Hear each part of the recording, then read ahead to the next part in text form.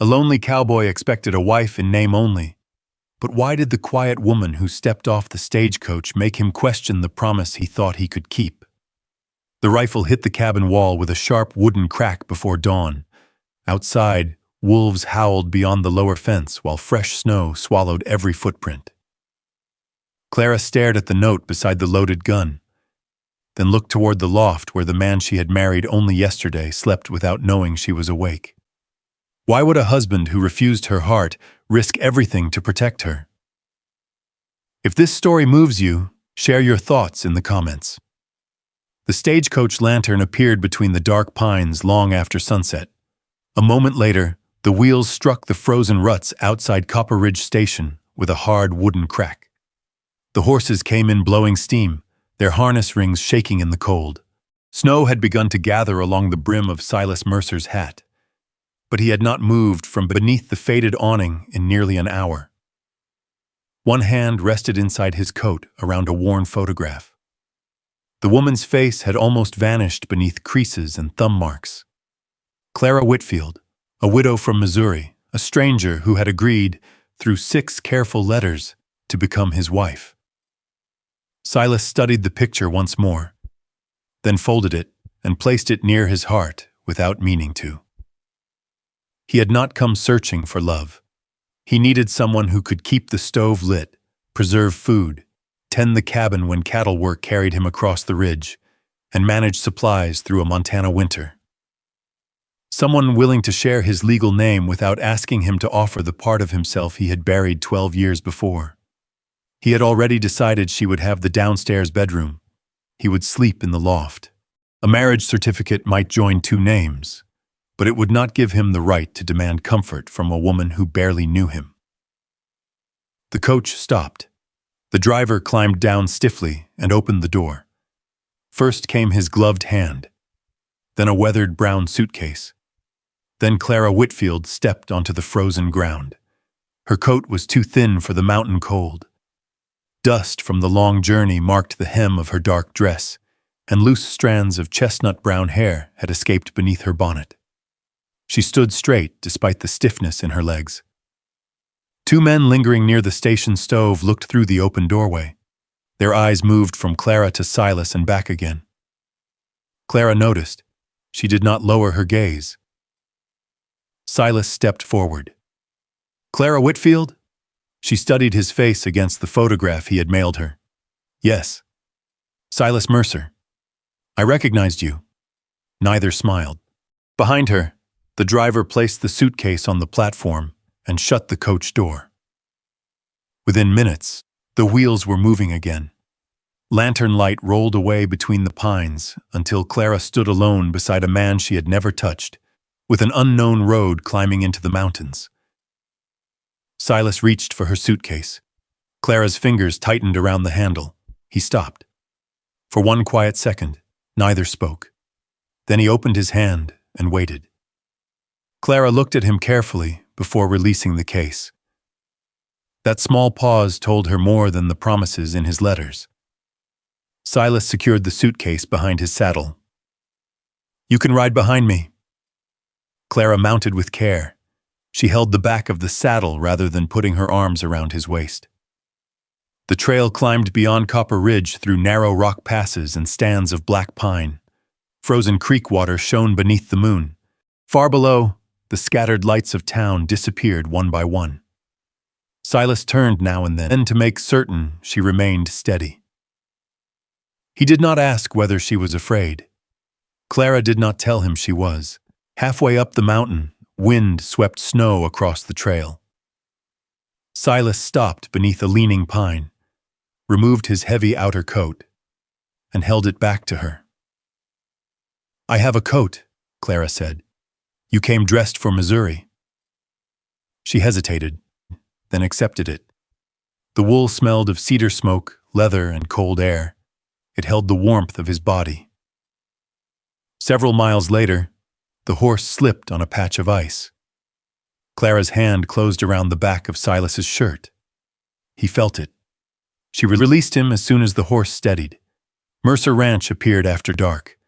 A low log cabin stood beneath the mountains with one red barn, a narrow corral, and stacks of split wood covered by canvas. A single lantern burned beside the door. Nothing moved except chimney smoke bending in the wind. Silas carried Clara's suitcase inside. The cabin was clean, almost painfully so. Tin cups hung in an exact row. Chairs stood square to the table. Tools rested where no careless hand had disturbed them. No curtains softened the windows. No laughter seemed to have entered the room in years. Silas opened the downstairs bedroom. "The room is yours. I'll sleep in the loft." Clara looked toward the ladder. The letters described a marriage. They did. "You don't have to give up your room." "A paper doesn't give me rights you haven't offered." The words settled between them. It was not warmth, but it was not the life Clara had feared during the long ride west. Silas placed a small ring of keys on the table. "The cupboard, supply chest, cash box, barn cabinet, your bedroom." Clara touched the keys. "You're giving me the household money? You'll know what the house needs before I do. And if I decide this was a mistake? When the trail is passable, I'll take you back to the station." She looked at him for a long moment. "What do you expect as a husband?" Silas turned toward the dark window. "Less than most men." The answer did not comfort her. It made her wonder what kind of life had taught him to expect so little. Clara opened her suitcase. The first thing she removed was a folded white tablecloth embroidered with tiny blue wildflowers. It had belonged to her mother. She spread it across the rough kitchen table and smoothed the corners with both hands. Behind her, Silas stopped. The cloth covered a deep knife mark near the edge. His fingers tightened around the back of one chair. Clara noticed. "Should I remove it?" "No." His voice had changed. At supper, they ate beans, bread, and coffee. Silas waited until Clara sat before touching his plate. He broke his bread in half, and without thinking, placed one piece beside the empty chair at the far end of the table. Then he caught himself. He returned it to his own plate. Clara said nothing. The stove ticked. A branch dragged against the roof. Their spoons touched tin bowls. Later, beside the lantern, Clara began a letter to her younger sister in Missouri. Her handwriting moved quickly and precisely across the page. She wrote of the mountain road, the cold cabin, Silas's careful manners, and the chair no one used. Above her, Silas lay awake in the loft. Through a narrow gap between the boards, he watched her pen move. The letters she had sent him spoke of sewing, cooking, and household work. They had not mentioned this. Clara sensed movement overhead, but continued writing. She had learned long ago that some men became uneasy when a woman knew more than they expected. Before dawn, she woke to footsteps outside her bedroom. Silas paused on the other side of the door. He did not knock. After several seconds, the loft ladder creaked beneath his weight. Clara opened her door. A loaded rifle leaned against the wall where she could reach it. Beside it lay a note in Silas's blunt handwriting. "Wolves came near the lower fence. Keep this with you when I'm gone." Clara looked toward the empty chair, then toward the ceiling where Silas slept. The cabin still belonged to a dead woman, but someone inside it had already begun making certain Clara survived. The first weeks settled into a rhythm neither of them had planned. Clara rose before dawn, lit the stove, pumped water, ground coffee, and swept the snow from the front step. By the time Silas came down from the loft, a tin cup waited beside his chair. He drank it without praise. He never left a drop. At night, he returned with snow across his shoulders and wood smoke caught in his coat. Clara kept supper warm without asking why he was late. Silas listened when she spoke, though he rarely asked enough to keep the words going. Their silence changed. At first, it had edges. Then it became something they could sit inside together. Before the deepest winter set in, Silas took Clara into Copper Ridge for flour, lamp oil, coffee, and salt. The general store smelled of leather, kerosene, and damp wool, Behind the counter, the proprietor looked past Clara and opened Silas's account book. "Will your new house girl need the flour charge too?" Clara's hand remained on a sack of sugar. Silas turned the ledger toward the man. "Write Mrs. Clara Mercer beside my name." The scratch of the clerk's pencil sounded loud in the still room. Outside, wagon wheels rolled through frozen mud. Clara pulled her gloves tighter. "You could have let me answer." Silas looked toward the hitching rail. "I should have." He did not explain himself. He did not claim he had meant well. That mattered more than she expected. Back at the ranch, small changes began appearing. The rough pump handle was sanded smooth. A lower peg was fixed beside the stove for Clara's coat. The loose porch step no longer shifted beneath her boot. On nights Silas returned late. The lantern was filled before he left. Clara answered in ways of her own. She lined his worn gloves with scraps of wool. She slipped hot stones into his boots before sunrise.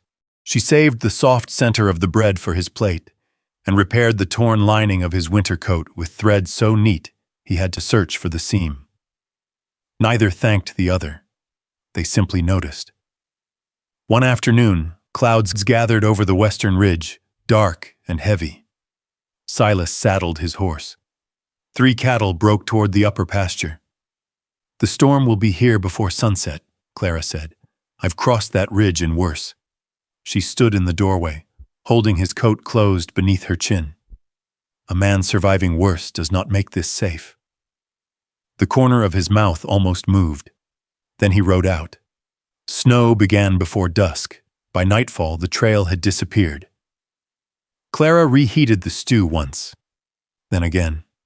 The clock ticked above the stove while wind struck the cabin hard enough to shake ash down the chimney.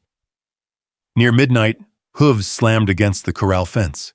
Silas's horse had returned without him. The saddle hung crooked. Blood marked one stirrup.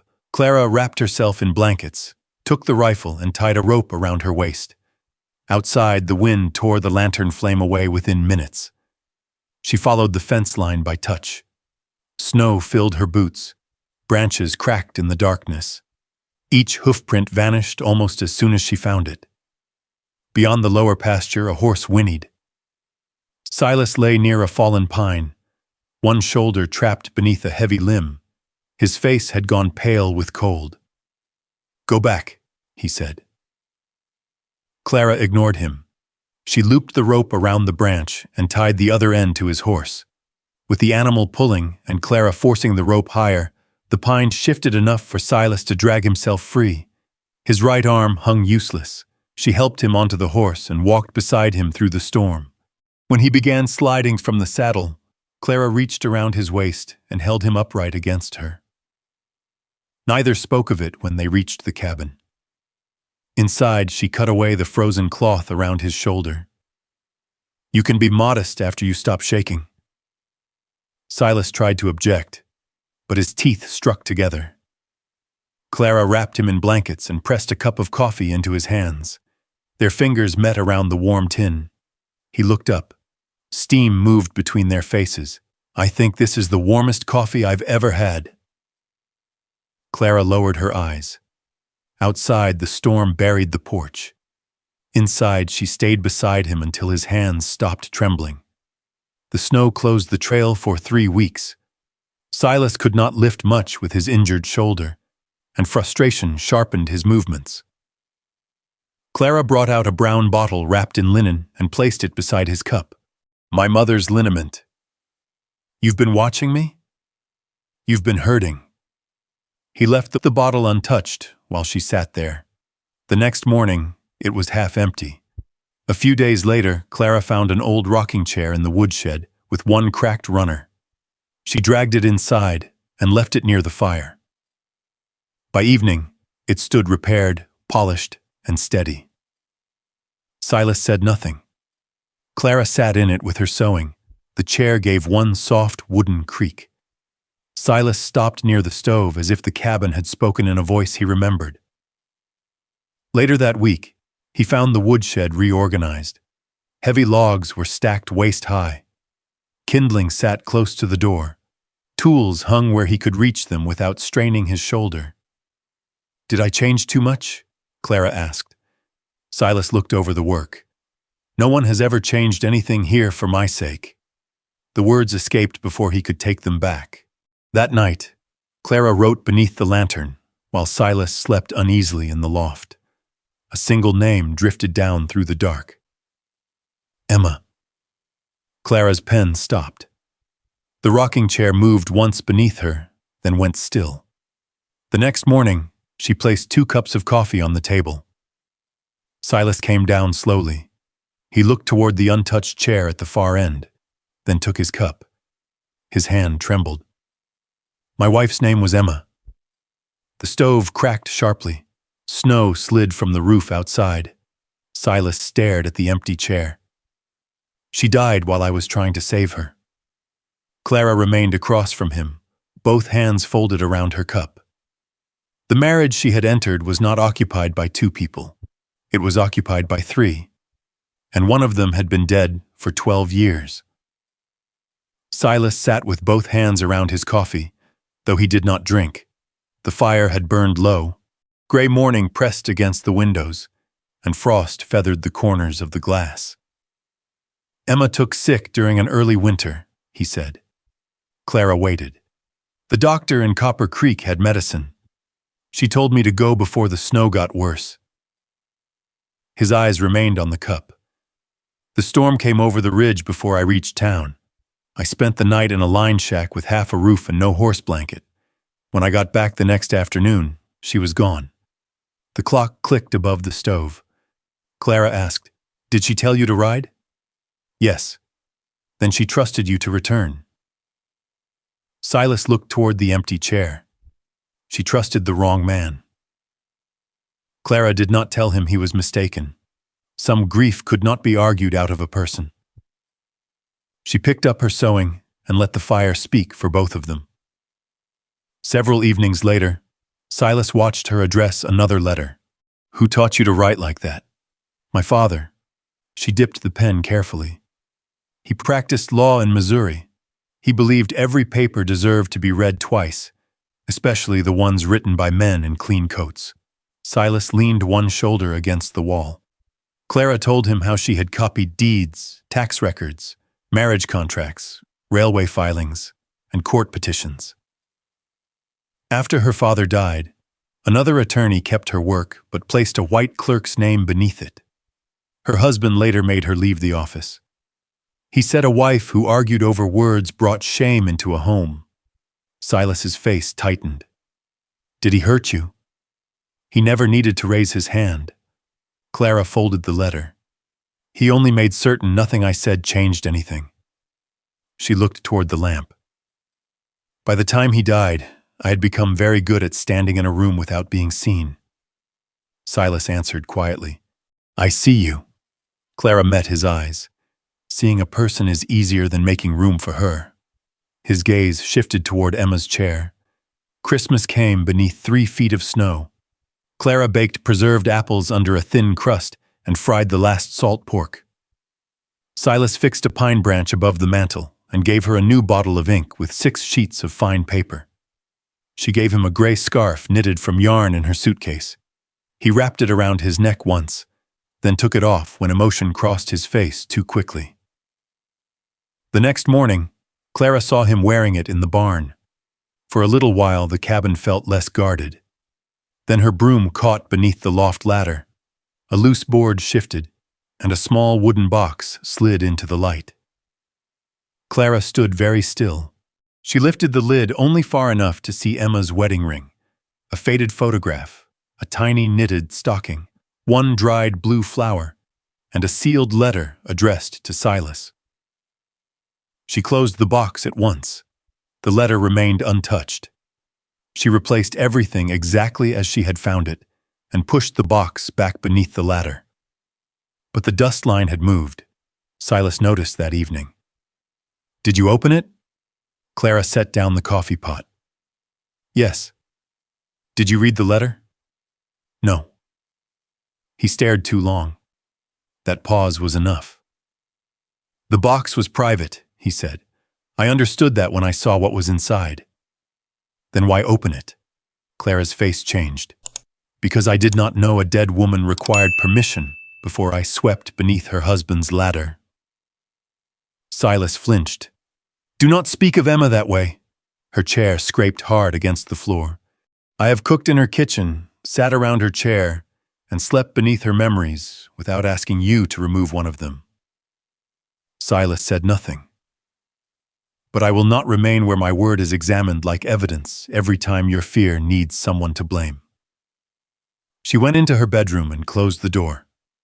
Not hard. The quiet click struck deeper than anger. For several days, the cabin returned to duty. Clara cooked enough for both of them, but no longer waited to eat. The coffee pot stayed on the stove. Silas's cup remained empty until he filled it himself. She mended sheets and kitchen towels.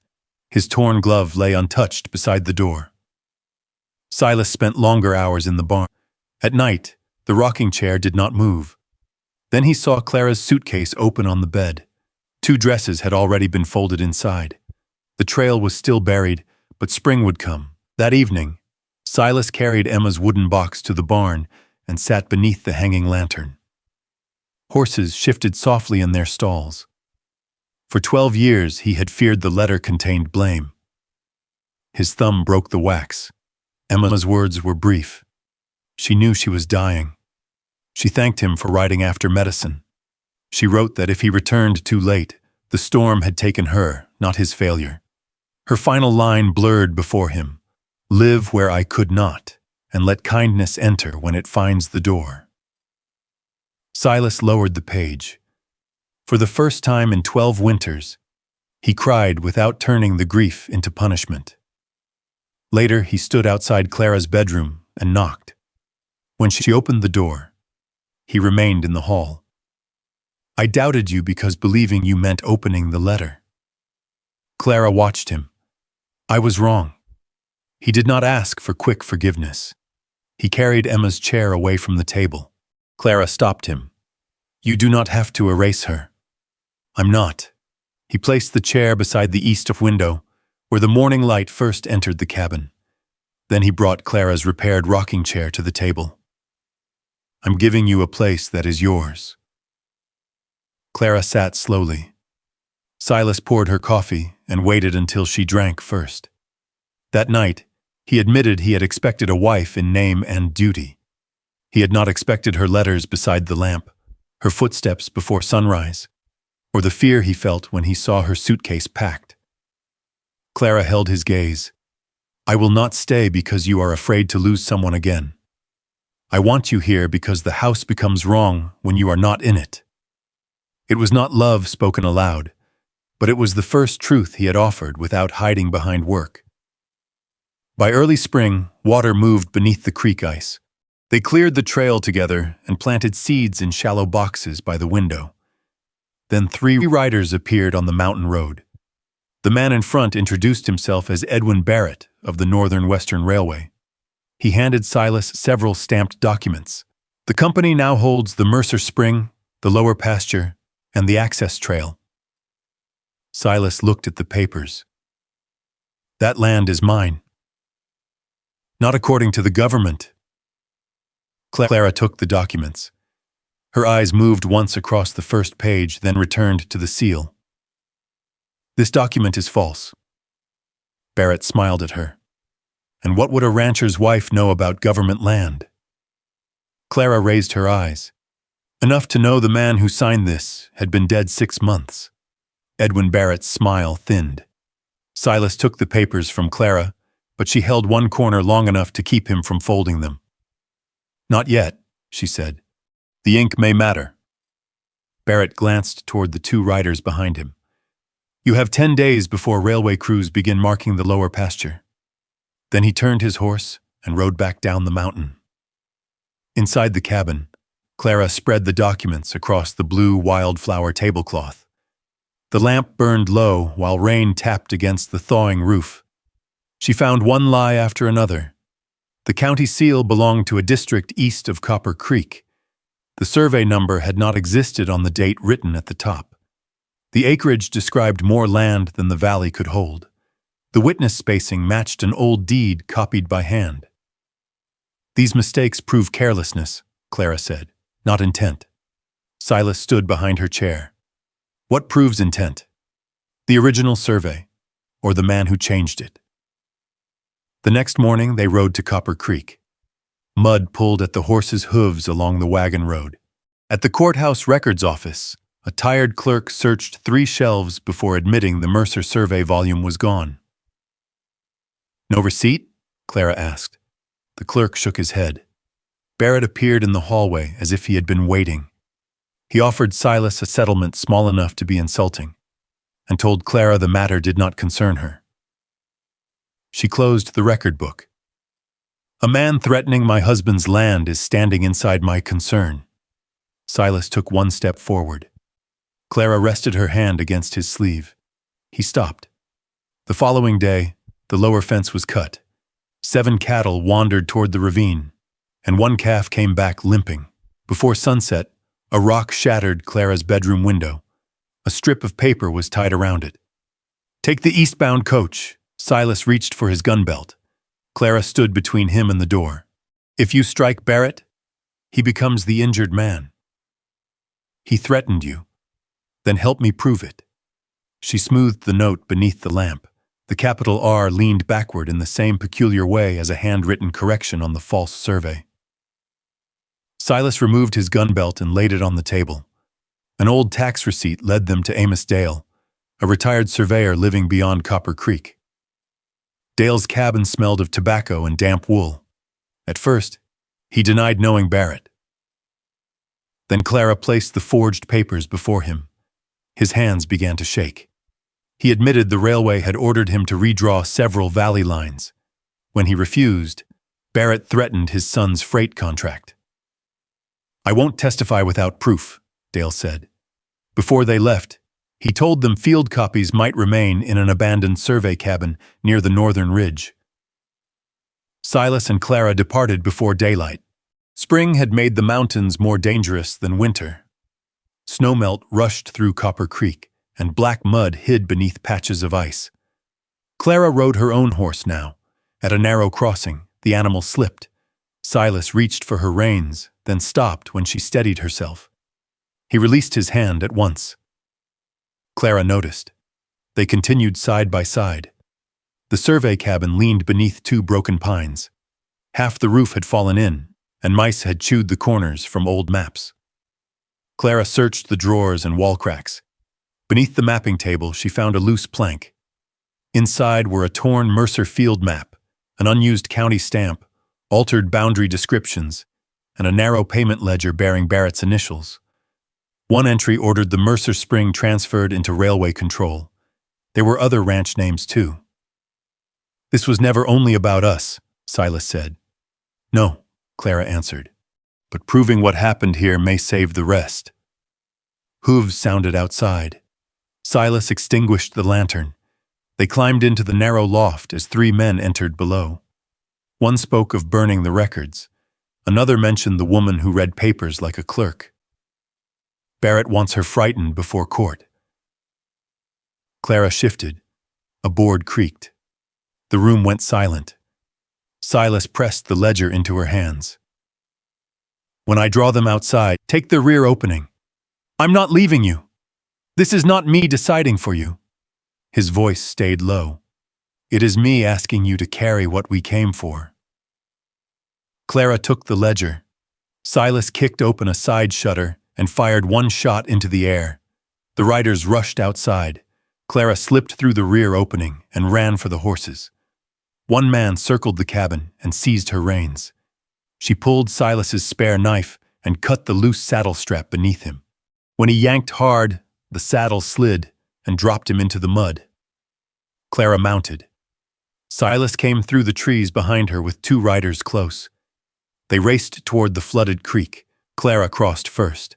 Silas's horse stumbled midstream. She turned back and threw him the rope. Together they reached the far bank, while Barrett's men stopped at the rushing water. Silas was off his horse before Clara had caught her breath. His hands moved over her shoulders, arms, and face. The ledger is safe, she said. I wasn't asking about the ledger. Rain ran from her uncovered hair. For one suspended moment, he looked as though he might kiss her. Then fear passed across his face. Clara stepped away before hesitation could become rejection. Back at the ranch, she arranged the evidence for Judge Nathan Collins. Barrett had hired 2 lawyers. They would argue she was not licensed, not named on the deed, and had reason to invent the fraud. Silas suggested another lawyer. Clara closed the folder. "You no longer trust me to speak?" I asked poorly. He placed both hands flat on the table. "Do you want someone else?" "No." While reviewing the original purchase receipt, Clara found a deeper problem. Emma had contributed inheritance money toward Mercer Ranch, but the homestead record had never been fully corrected after her death. A new filing could strengthen the claim if Silas named his lawful wife as joint owner. He looked at Clara's name written beside Emma's old interest. He hesitated. Clara quietly removed the page. "We can argue without it." Silas did not stop her. The next morning, Clara dressed before sunrise. Her suitcase stood closed beside the bed. "After the hearing," she said, "I may take the eastbound coach." Silas looked toward the unsigned ownership paper. "I will defend the ranch because it is right," Clara continued, "not because I expect a place inside it." The courthouse bell began ringing through the valley. Silas stood between Emma's past and Clara's packed suitcase. Knowing the hearing would decide more than who owned the spring. It would decide whether Clara had ever truly been invited home. By the time they reached Copper Creek, the courthouse steps were crowded with ranchers, merchants, railway men, and families from the lower valley. Wagons stood wheel-deep in spring mud. Horses stamped beneath the hitching rails while the courthouse bell sounded above the square. Clara carried the leather folder against her chest. Silas wore no gun inside the building. The empty holster at his side was not a sign of weakness. It was a promise that he had chosen her way. Edwin Barrett waited near the judge's bench in a dark coat. 2 lawyers arranged documents before him. Judge Nathan Collins called the hearing to order. The railway attorney spoke first. He presented a stamped survey, an amended boundary filing, and a witness statement claiming Mercer Ranch overlapped land granted for future track access. He referred to the property again and again as Mr. Mercer's disputed holding. Clara noticed. When she rose, the attorney objected. "She is not licensed to practice law." Judge Collins looked over his spectacles. "Mrs. Mercer, do you claim to be an attorney?" "No, Your Honor. I am a witness to the threats, a party to the marriage, and the person who examined the records now before this court." The judge considered her. "You may testify to facts and documents you personally examined." Barrett's jaw tightened. Clara began with the county seal. She placed a genuine filing beside the railway paper. The designs did not match. Then came the witness signature. The man named on the survey had died 6 months before the date written beneath his name. Clara produced the burial record. She unfolded the original field map fragment recovered from the abandoned cabin. A murmur moved through the room. The Mercer Spring lay clearly inside the lawful boundary. Clara did not raise her voice. She did not hurry. She let each lie stand alone before exposing the next. The railway lawyer changed course. He asked why a woman trained in legal records had traveled west to answer a marriage advertisement. Clara held his gaze.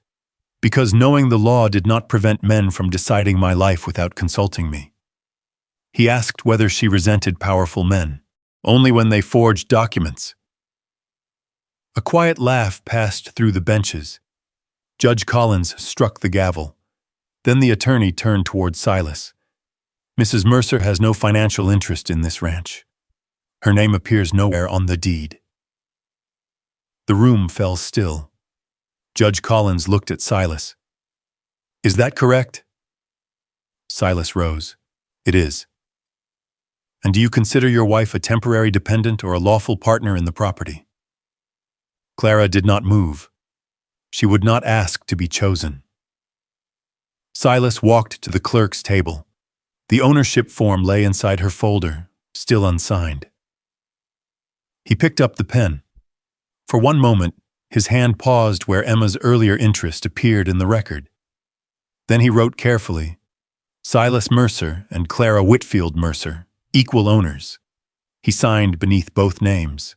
The ranch belongs to my wife as surely as it belongs to me. The railway lawyer objected. Silas looked toward Clara. The delay was mine. The ownership is not. Clara lowered her eyes, but not before he saw the shine in them. Barrett claimed the payment ledger had been planted. Then the courtroom doors opened. Amos Dale, the retired surveyor, stepped inside. He identified his field markings, the altered county stamp, Barrett's handwriting, and the payments made to redraw valley boundaries. He named other ranches whose springs had been targeted. The Mercer claim had only been the beginning. Barrett rose, demanding the hearing be stopped. Deputies moved toward him. Clara placed the threatening note beside the ledger. Its crooked capital letters matched Barrett's written instructions.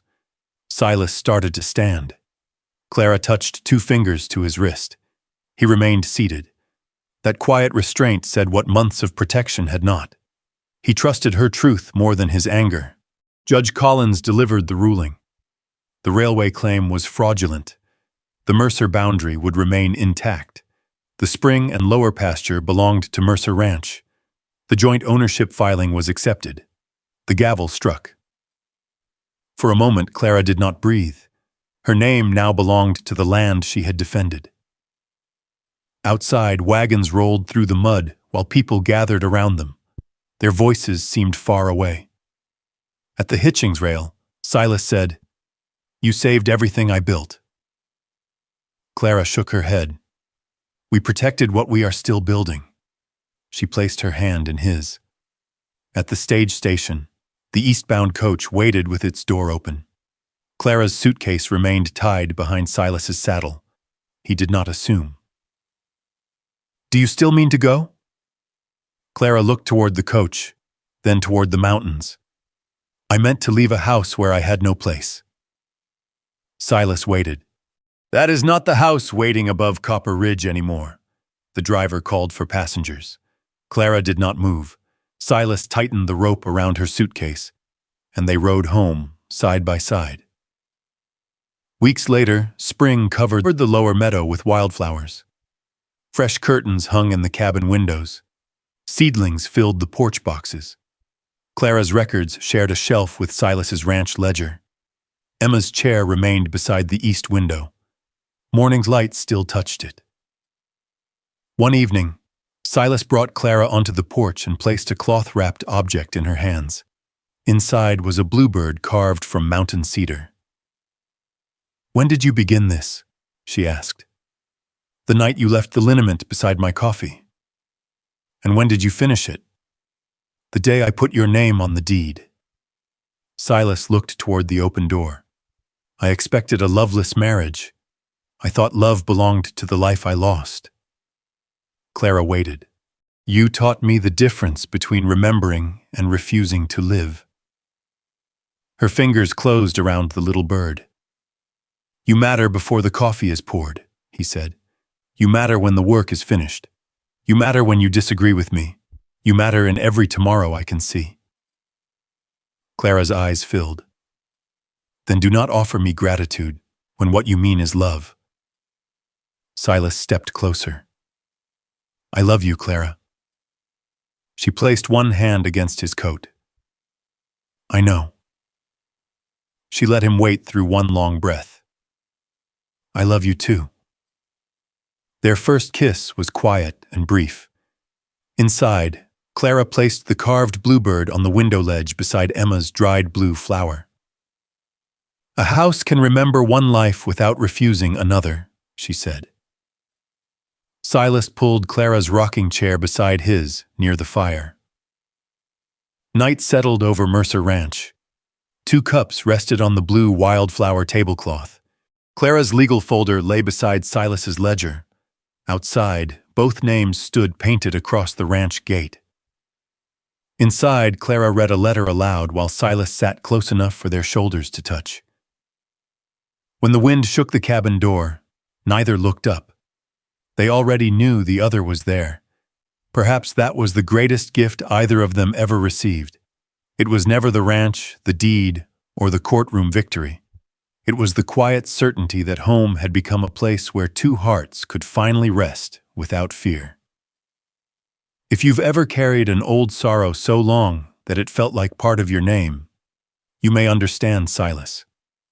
If you've ever wondered whether you would truly matter in someone's life, you may recognize a little of Clara in yourself.